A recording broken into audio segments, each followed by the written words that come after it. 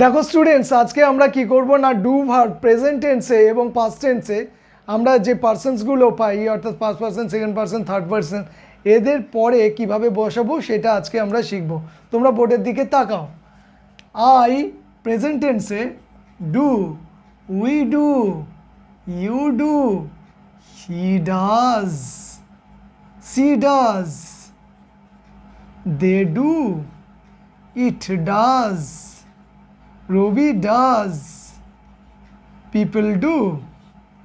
ঠিক একই জিনিসটা আমরা যদি পাস্ট টেন্সে করি তাহলে কি হবে?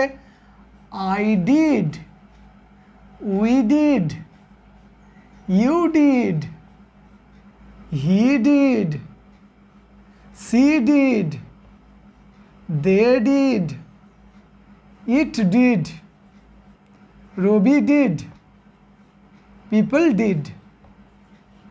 একটা জিনিস তোমাদেরকে জানিয়ে রাখি, এই পিপল মানে হচ্ছে কি না, প্লুরাল ফর্মকে বোঝায়, অনেক মানুষকে একসাথে বোঝানো হয়, ঠিক আছে?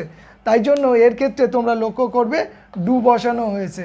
যদি অ্যামিজার ওয়াজারের ক্ষেত্রে হতো তাহলে ওয়ার বসাতাম পাস্ট টেন্সে, আর প্রেজেন্ট টেন্সে অবশ্যই আমরা আর বসাতাম।